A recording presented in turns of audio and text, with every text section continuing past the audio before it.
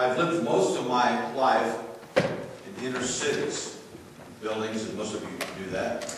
And the first time I ever moved to a town, what we call town and country, parsonage was on a good piece of ground, and they said I could plant whatever I'd like to plant. Of course, I'd never done that before, so I looked in the book and I thought, oh, I like this, and I'd like to try that. And so in the book it said, make a little hole, put in one seed, measure to it. So I got my ruler out, and so I definitely want corn. I like corn, and so I made one great big long line of corn, and I was so excited because I was going to get lots and lots of corn, and I planted other stuff, and I had some leftover seeds of cucumbers and things like that, and I didn't really want any of those, and I threw those in the corn. And so then when harvest time came, I was so disappointed, I got no corn. And someone said, you got to kind of put the corn together, sew it together, that helps cross-pollinate and helps make up corn, helps corn grow. I never knew that. I said, well, I'm a city boy. I said, but why do I have so many cucumbers over there in the corn? Well, because you sowed lots and lots of seeds and they intermingled. And so finally, I got it. Every year thereafter, you know how the Methodist Church is. Every year, after you get there 2-3 years, you're scared to death you're going to move. So I planted a garden every year up to the 6th year. As I'm moving next year, I just know it. I had no garden, and I didn't move. I went, darn it. I did it every year for 10 years. Stayed at that church for 10 years and didn't have a garden to last for me. But I learned a lot about sowing. I learned a lot about seeds. I started growing things that I just wanted to see what it looked like. If I took a seed and I would see what Brussels sprouts look like. I was waiting for either a tree to go or it's in the ground. Remember, I'm a city boy. I thought I'd have to dig up those Brussels sprouts. And here this little plant grew, and underneath the little leaves, a little round ball, oh, that's it. Then I brought this guy who can help me know how to freeze and put them away. But you see, it got to be fun and brought joy to me. And then I got so good at it that I really had more product than I needed in my own house. Some stuff I grew my family wouldn't eat.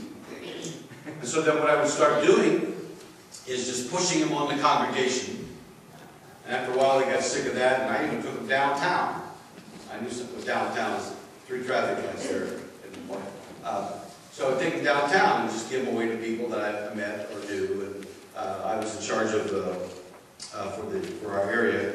The old government cheese, I think I mentioned that before. The government used to have lots of cheese and butter and things like that. And these poor folks would come down, and I'd make them take a tomato or a cucumber. See, because it got to be fun sowing seeds. It got to be fun. And just wanting it, because it paid back, you see. That's what Paul is talking about when he's writing this letter to the Corinthian church. I should tell you, I hope this doesn't destroy the message itself, but the Corinthian church was at each other's throats at times. They weren't behaving really like Christian folk. Because the early church had a whole bunch of all kinds of people. People who said, my roots go way back.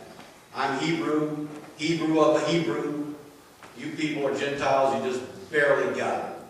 You ought to be lucky that we took one toe over the line and shared a little bit of Christ with you. And who do you think and so they were having that kind of thing in the church.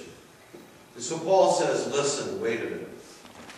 All good gifts come from God, and God gives all good gifts to us. And so let's give that back to each other. And when we sow, by the way, this is not about crops. It's really not about money. It's about spirituality and righteousness and relationship with God and really relationships with one another, as Paul was trying to do. If you sow sparingly, you're going to reap sparingly. You see, if I just sow a little bit of seed just for me in this little square here and measure off the inches, I'm not going to sow much, but I'm not going to get much, but just enough for me, and that's enough. You see, then I don't have to share anything. But then see, if you do that, then you lose the joy of seeing the crop, of harvesting. I mean, I was excited to see what I planted come up. And I didn't do much. By the way, the 5th, 6th, 7th year, I got really lazy. I didn't do much weeding. I hated weeding. I still hate weeding. But that's necessary too, you see. But to see all that I've done come to fruit. Paul says, if we would sow graciously, with abandon, be generous, the crop will be huge. Several things happen when we're generous and share. Both money and time, our own spirit, who we are. You see, one, I've noticed over the years, I have gained lots of friends. I hope it's not because what I gave them, because that's not really love and caring and relationship. But I find that you gain friends, and it becomes infectious. And again, I hope they're not sowing graciously and wonderful because you make them feel bad. I'm trying to look around it. Well, I do have breakfast with one person here once a week. I've been told at times they hate having breakfast with me. I leave too much money as a tip. And they don't like that, because now that makes them feel bad when they put down their quarter or their dollar. In fact, I've gotten so bold because I now count them as friends. I say, is that all you're doing? This young lady has a family. Her name is Gretchen. She lives on the north side, and her daughter's pregnant. They're having trouble in their life. And he goes, well, how do you know that? I said, because Gretchen and I talked before you get here.